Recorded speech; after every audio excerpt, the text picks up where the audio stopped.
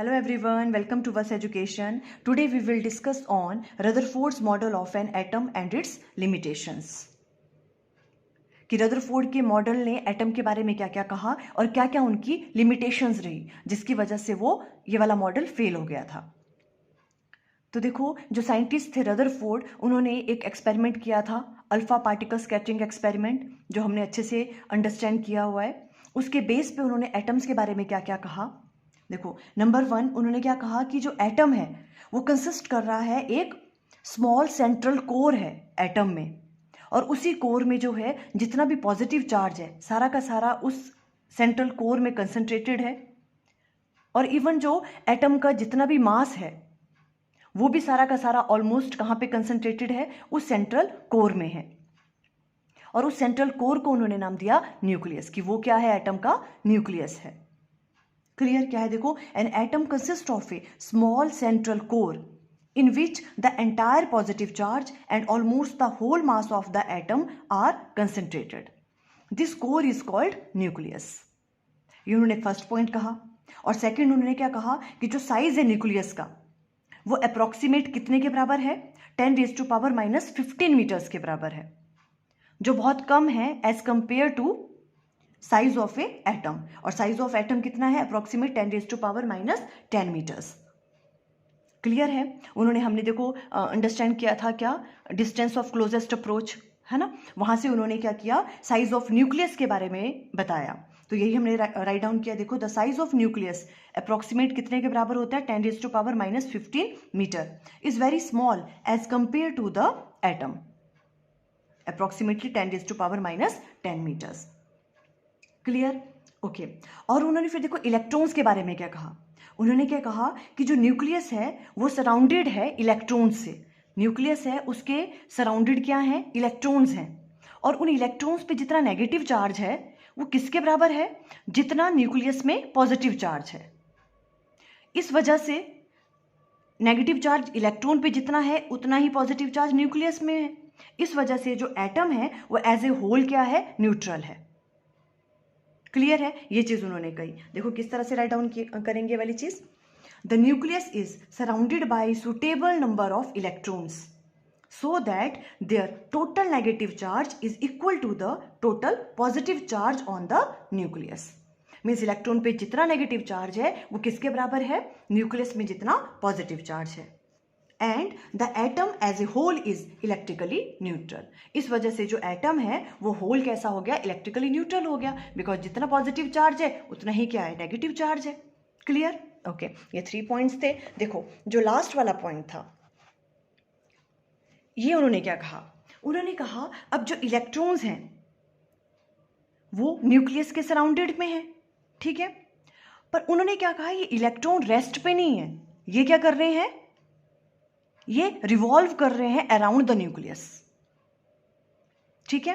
क्या कहा उन्होंने, जो इलेक्ट्रॉन्स हैं वो क्या कर रहे हैं, न्यूक्लियस के अराउंड क्या कर रहे हैं, रिवॉल्व कर रहे हैं इन एनी ऑर्बिट, और आप कह सकते हो इन वेरियस ऑर्बिट। ये चीज उन्होंने थोड़ी सी गलत कह दी थी। क्या कहा उन्होंने, इलेक्ट्रॉन क्या कर रहे हैं, वो रिवॉल्व कर रहे हैं around the nucleus in any orbit. ये जो एनी वर्ड उन्होंने लगा दिया या वेरियस ऑर्बिट, ये थोड़ी सी प्रॉब्लम हुई बाद में, जो इनकी लिमिटेशंस में आएगी। उन्होंने कहा कि इलेक्ट्रॉन रिवॉल्व तो कर रहा है न्यूक्लियस के अराउंड, पर कोई फिक्स्ड ऑर्बिट नहीं है। उन्होंने कहा वो किसी भी ऑर्बिट में क्या कर रहा है, रिवॉल्व कर रहा है। और फिर बाद में नील बोहर आए थे, उन्होंने इस चीज को ठीक किया था, सिर्फ इस पॉइंट को। क्लियर है? वो हम बाद में पढ़ेंगे भी। फिर इन्होंने कहा कि ओके, जो इलेक्ट्रॉन है वो क्या कर रहे हैं, रिवॉल्व कर रहे हैं न्यूक्लियस के अराउंड इन एनी ऑर्बिट। अब अगर वो रिवॉल्व कर रहा है तो उसमें क्या, इट मीन्स किसकी जरूरत है उनको, सेंट्रीपिटल फोर्स लग रही होगी वहां पे, तभी वो उसके अराउंड क्या कर सकता है, न्यूक्लियस के अराउंड इलेक्ट्रॉन रिवॉल्व कर सकता है। तो वो सेंट्रीपिटल फोर्स कहाँ से मिल रही है, वो जो सेंट्रीपिटल फोर्स है वो कहाँ से मिल रही है, कौन प्रोवाइड कर रहा है उसको, जो न्यूक्लियस है। देखो, न्यूक्लियस क्या है, पॉजिटिवली चार्ज्ड, और इलेक्ट्रॉन क्या है, नेगेटिवली चार्ज्ड। तो न्यूक्लियस क्या करेगा, उस इलेक्ट्रॉन को अपनी तरफ अट्रैक्ट करेगा। क्लियर? तो ये जो इलेक्ट्रोस्टैटिक अट्रैक्शन है बिटवीन किसके, इलेक्ट्रॉन के एंड न्यूक्लियस के, ये यूज हो रही है एज ए सेंट्रीपिटल फोर्स। और इस वजह से वो इलेक्ट्रॉन क्या कर रहा है, रिवॉल्व कर रहा है न्यूक्लियस के अराउंड इन एनी ऑर्बिट। यही चीज देखो राइट डाउन किया है, the electrons revolve around the nucleus in various और any orbit. The centripetal force required for their revolution is provided by the electrostatic attraction between किस किस के, electron and the nucleus. Clear हुई ये चीज? Okay, ये इनके पॉइंट्स थे रदरफोर्ड मॉडल की, जिन्होंने एटम्स के बारे में ये चीजें कही। अब देखो लिमिटेशंस के बारे में कहते हैं कि क्या लिमिटेशंस थी रदरफोर्ड मॉडल की, जिसकी वजह से फिर आगे क्या आया, बोहर मॉडल, हम इसके बाद पढ़ेंगे। क्लियर है? देखो फर्स्ट थिंग क्या कही इन्होंने, this model can not explain the stability of an atom. ये एटम की स्टेबिलिटी को प्रूव नहीं कर पाए। देखो स्टेबिलिटी को किस तरह से प्रूव नहीं कर पाए। अब हमें पता है इन्होंने क्या कहा कि इलेक्ट्रॉन जो है वो न्यूक्लियस के अराउंड क्या कर रहे हैं, रिवॉल्व कर रहे हैं, है ना? ओके, अब हमें पता है, हमने देखो इलेक्ट्रोमैग्नेटिक थ्योरी में पढ़ा हुआ है, इलेक्ट्रोमैग्नेटिक थ्योरी वाले चैप्टर में देखो, इलेक्ट्रोमैग्नेटिक इंडक्शन वाले में, इलेक्ट्रोमैग्नेटिक थ्योरी में मैक्सवेल ने क्या कहा था, उन्होंने कहा था कि जो भी एक्सेलरेटेड चार्ज पार्टिकल होता है वो क्या रिलीज करता है, रेडिएशंस रिलीज करता है वो, है ना? अब क्या है, देखो अगर कोई एक्सेलरेटेड चार्ज पार्टिकल है तो वो क्या रिलीज कर रहा है, वो एनर्जी, इट मीन्स वो क्या रेडिएट कर रहा है, इलेक्ट्रोमैग्नेटिक एनर्जी रिलीज करता है, ये कहा था उन्होंने, है ना? अब इस वाले केस में देखो, अब रदरफोर्ड है, इन्होंने क्या कहा था कि इलेक्ट्रॉन जो है वो क्या कर रहा है, रिवॉल्व कर रहा है अराउंड द न्यूक्लियस। अब इलेक्ट्रॉन क्या है, एक चार्ज पार्टिकल तो है, ठीक है, और वो एक्सेलरेट भी कर रहा है, कैसे, बिकॉज वो सेंट्रीपिटल फोर्स की वजह से, सेंट्रीपिटल फोर्स की वजह से उस इलेक्ट्रॉन पे क्या लग रही है, सेंट्रीपिटल एक्सेलरेशन, तभी वो रिवॉल्व कर रहा होगा, है ना? तो ये क्या बन गया, इलेक्ट्रॉन एक चार्ज, एक्सेलरेटेड चार्ज पार्टिकल। आप समझ रहे हो ना, एक्सेलरेटेड चार्ज पार्टिकल बन गया इलेक्ट्रॉन। अब अगर एक्सेलरेटेड चार्ज पार्टिकल है, then according to electromagnetic theory वो क्या रिलीज कर रहा होगा, इलेक्ट्रोमैग्नेटिक एनर्जी लूज करेगा, वो रेडिएशंस लूज कर रहा है, इट मीन्स वो इलेक्ट्रोमैग्नेटिक रेडिएशंस लूज कर रहा है, इट मीन्स एनर्जी लूज कर रहा है। तो क्या होगा, अब धीरे धीरे देखो क्या होगा, अब इन्होंने ऐसा तो कहा नहीं था कि वो एक फिक्स्ड ऑर्बिट में मूव कर रहा है, उन्होंने कहा वो किसी भी एक एनी ऑर्बिट में क्या कर रहा है, वो रिवॉल्व कर रहा है न्यूक्लियस के अराउंड। तो अब क्या हो रहा है, अगर वो रिवॉल्व कर रहा है, वो एक्सेलरेटेड चार्ज पार्टिकल है, तो वो तो एनर्जी लूज कर रहा होगा, तो धीरे धीरे वो एनर्जी लूज करते करते करते क्या हो जाएगी, उसकी काइनेटिक एनर्जी क्या होती जाएगी, कम होती जाएगी, एनर्जी लूज हो रही है उसकी, और न्यूक्लियस उसको अपनी तरफ क्या कर रहा है, खींच रहा है साथ में, तो धीरे धीरे उसकी एनर्जी क्या हो जाएगी, खत्म हो जाएगी, उसको वो खत्म हो जाएगी, और क्या हो जाएगा, वो अल्टीमेटली वो न्यूक्लियस के अंदर क्या हो जाएगा, कोलैप्स हो जाएगा। देखो इस तरह से, ये वाली चीज, ये वाला इस तरह से समझो आप, ठीक है? ये क्या है, न्यूक्लियस है आपके पास, ये इलेक्ट्रॉन है, ये रिवॉल्व कर रहा है around the nucleus in any orbit, किसी भी ऑर्बिट में कर सकता है ना? तो अब क्या कहा, ये एक एक्सेलरेटेड चार्ज पार्टिकल बन गया, तो क्या करेगा, ये धीरे धीरे अपनी एनर्जी भी लूज कर रहा है, एनर्जी लूज कर रहा है, तो धीरे धीरे ये क्या करता जाएगा, इसका रेडियस कम होता जाएगा जिस सर्कल में ये रिवॉल्व कर रहा है, और अल्टीमेटली धीरे धीरे वो क्या करेगा, पॉजिटिव चार्ज के साथ क्या करेगा, कोलैप्स कर जाएगा। और इस तरह से क्या हो गया, पर ये चीज तो ऐसा तो नहीं होता, है ना? तो ये क्या कर रहा था, एटम की स्टेबिलिटी को प्रूव नहीं कर पा रहा था। According to Rutherford model electron को कोलैप्स हो जाना चाहिए था न्यूक्लियस में।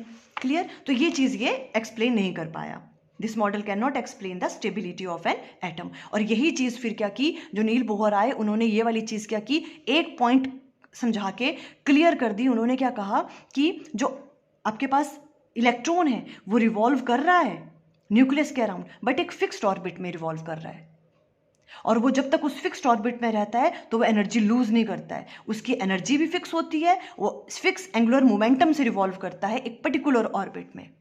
जब उन्होंने ये चीज कह दी तो फिर ये सारी चीज क्लियर ही हो गई, उन्होंने एटम की स्टेबिलिटी को प्रूव कर दिया। इस वजह से क्या होता है कि इलेक्ट्रॉन जो है वो कहाँ जाके कोलैप्स नहीं करता, न्यूक्लियस में जाके कोलैप्स नहीं करता, बिकॉज उन्होंने क्या कहा कि इलेक्ट्रॉन रिवॉल्व तो कर रहा है न्यूक्लियस के अराउंड, बट एक फिक्स्ड ऑर्बिट में कर रहा है with fixed energy, and fixed उसका क्या है, एंगुलर मोमेंटम भी उसका फिक्स है। वो सिर्फ एनर्जी तब लूज करता है जब वो एक ऑर्बिट से दूसरे ऑर्बिट में जंप करता है, हायर लेवल से लोअर लेवल में आता है, और गेन करता है जब वो lower level to higher level जाता है। ये हम आगे पढ़ेंगे जब बोहर के पोस्टुलेट के बारे में पढ़ेंगे, बोहर मॉडल के बारे में। तो इस तरह से उन्होंने फिर इसको क्लियर ठीक किया था।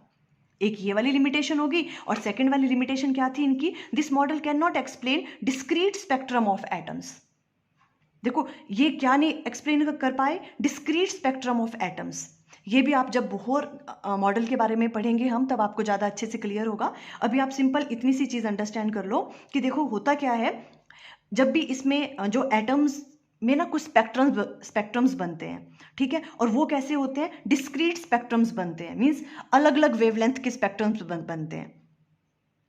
पर इसने तो रदरफोर्ड के मॉडल में तो क्या कहा था कि वो जो एटम है वो क्या कर रहा है, किसी भी ऑर्बिट में क्या कर रहा है, वो रिवॉल्व कर रहा है। उन्होंने फिक्स्ड ऑर्बिट की बात नहीं की थी। अगर वो किसी भी ऑर्बिट में रिवॉल्व कर रहा है तो उस हिसाब से कॉन्टिन्यूस स्पेक्ट्रम बनना चाहिए था एटम्स का, जिस हिसाब से ये बोल रहे थे। पर ऐसा तो नहीं हुआ। प्रैक्टिकली क्या होता है, जो भी आपके पास स्पेक्ट्रम बनता है वो डिस्क्रीट स्पेक्ट्रम बनता है। तो इस वजह से क्या हो गया, ये भी एक इसकी लिमिटेशंस थी जो रदरफोर्ड एटॉमिक मॉडल प्रूव नहीं कर पा रहा था। तो देखो ये इसकी लिमिटेशंस हो गई, और हमने रदरफोर्ड मॉडल के बारे में भी अच्छे से अंडरस्टैंड कर लिया कि उन्होंने क्या क्या कहा था एटम्स के बारे में। इससे शॉर्ट क्वेश्चंस भी पूछ सकते हैं, देखो कि रदरफोर्ड वो किस तरह से स्टेबिलिटी को प्रूव नहीं कर पाए। तो ये चीज़ें आपने अच्छे से अंडरस्टैंड कर लेनी है। अभी देखो मैंने कैमरा थोड़ा सा ऊपर कर लिया ताकि अगर आपको स्क्रीनशॉट लेना है तो आप फुल जो भी इसके मॉडल्स के एटम्स के पोस्टुलेट हैं और लिमिटेशंस हैं उनको आप अच्छे से उसका स्क्रीनशॉट ले सकें। आई थिंक आपको क्लियर हो गया। Okay, thank you.